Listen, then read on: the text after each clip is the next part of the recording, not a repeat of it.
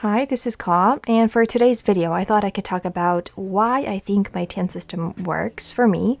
And I think it's because, in a nutshell, I think it's because it is 3 bullet journals combined into one setup, I think. And I'll go a bit more into that, what I mean by that.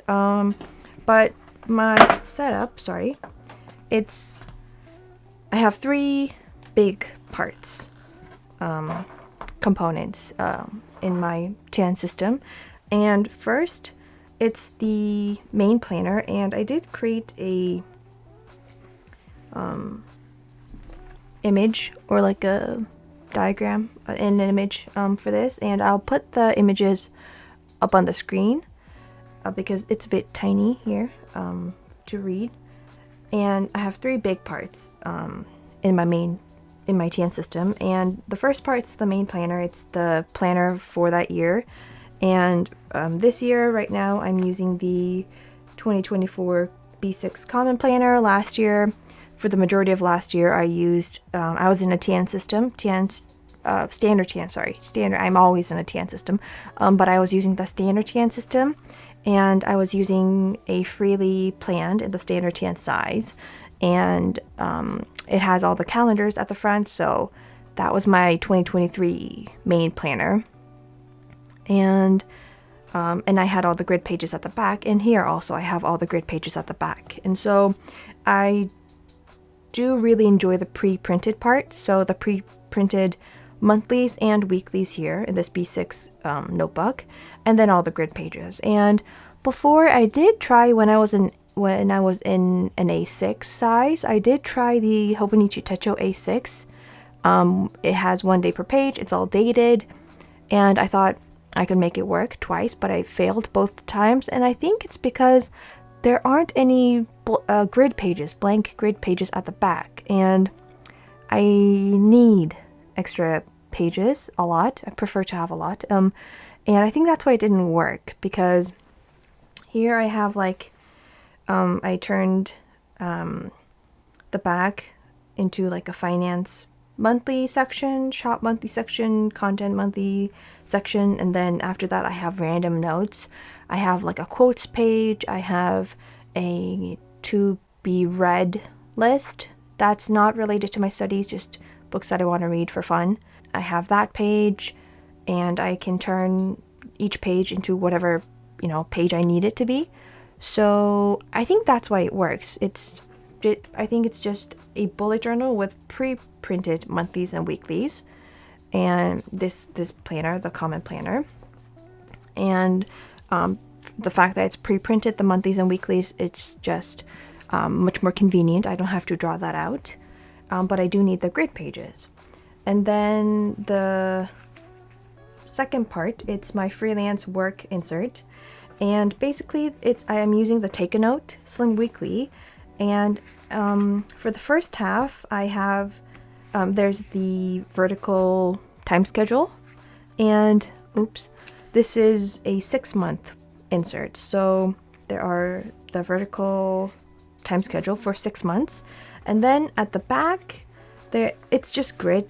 Just plain grid at the back, but I did divide up everything and just stamped everything down and drew the lines, so it's just grid paper at the back. And I did try to I thought about using the weekly pages in the common planner for my freelance work schedule, but I thought that just using the weeklies for my just day-to-day schedule and recording what happened, I thought that would be better. And because I need this part, I used the Slim Weekly last year too, and I loved it. Ideally I would use 2 each year, because this one insert, it's for 6 months, so for the first half of the year and then another one for the second half of the year. But I love this system because I write all the schedule and the times, names here, and then I write any notes that I need to take, and I do need to take notes for the sessions, so I do that here. And I have all of the freelance work related things in this insert, so it's all together. and very convenient. So I think if I only had this vertical time weekly, I would have had to adjust a few things, maybe create a separate notes section in the main planner. I do have another part for my freelance work sessions, but if I didn't have this part, I would have had to create another part. So this is, I am continuing this. And if maybe take a note, created a 1-year insert with double the amount of vertical time schedule pages and then double the amount of grid pages into one insert, that would also be great. But I love this, the Take a Note Slim Weekly, and because it has this plain grid part, I think that's why it works so well for me, along with the vertical time schedule. So that's that. And then the last part, it's the reference insert part. And this is the notebook, as I mentioned, the B6 grid notebook from Sterling Ink. And it has numbered pages, but I don't use the numbered pages. Like, I don't have an index or anything. And this book is just a collection of, it's just a bullet journal of collections, of all my collections. Together, just my collections together. And that's because I don't want my collections to be mixed in with, 2024 stuff. My collections do tend to be, information, things that continue over the years. It's not just for 2024. They do continue over years and it stays the same. So that's why I always prefer to have a separate reference insert. And this is a very thick book, but I do want to, use the B6 size, not continuously for years because I won't be able to do that, but like over multiple years, like I would dip in back to the B6 size and use the same reference insert. So for example, when I go back to the standard TN size, I have the reference insert. It's there still in the standard TN setup, so I can go back to I can include my reference insert, and I'll have all the information there. So my reference insert is just a bullet journal of collections, just collections, and that's how I prefer things to be. So information that lasts for a long time, I don't want them mixed in with 2024 stuff or like in my main planner for that year. So because after 2024, I will have a new main planner, so I will archive this and have a new one. So but this will stay the same. So my main planner, it would be a bullet journal with pre-printed monthlies and weeklies and the grid section. And then my freelance work insert would be a bullet journal with pre-printed vertical time schedules and the grid section.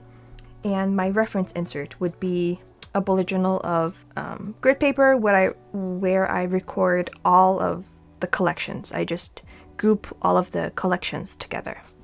So that's my system, and I think this is why it works, because I can add information to my reference insert whenever I have new information.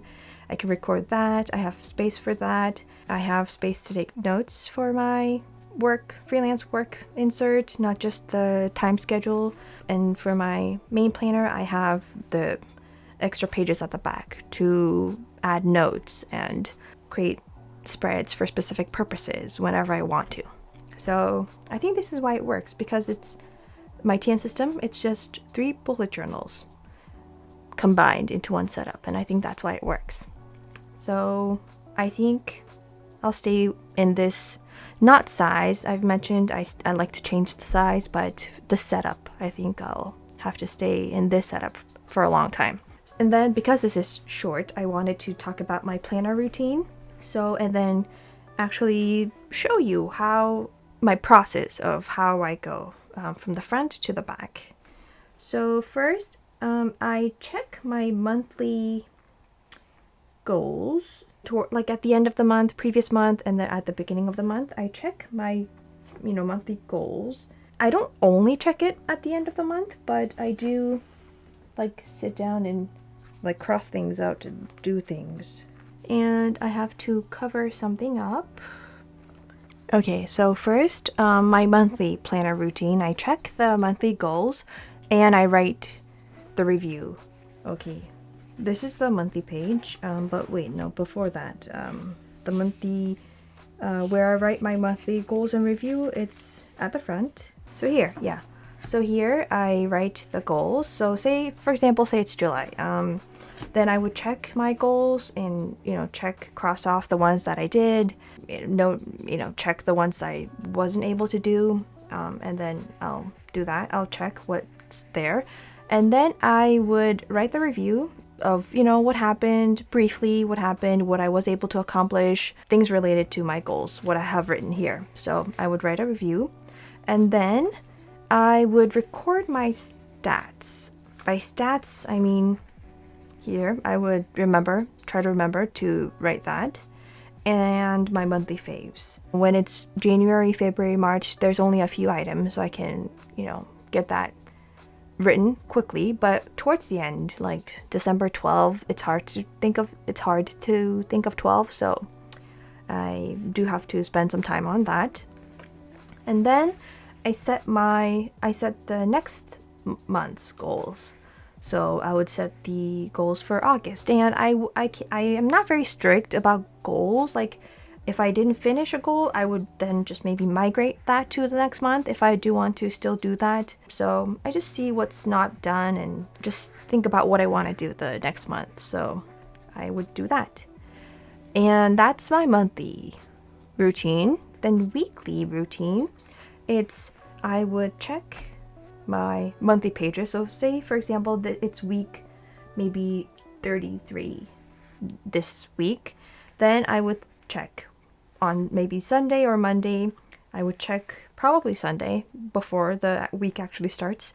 I will check my monthly pages and see what I have, any appointments, any events coming up. I would check what's there, and then I would go to the weekly pages and put in the gray dots and write the events, appointments accordingly, when they will happen. I will write that at the top, and then so I would migrate the events from the monthly pages to the weekly pages. And then secondly, I would set up the freelance work schedule for the following week, and I normally do that. I've mentioned this before in previous videos. I would do that on Thursday. So when it's Sunday or Monday when the week starts, it's already done. So I don't do everything on the same day. The freelance work stuff schedule, I would do that the previous Thursday. So it's already done. But that's my weekly routine. And then daily routine.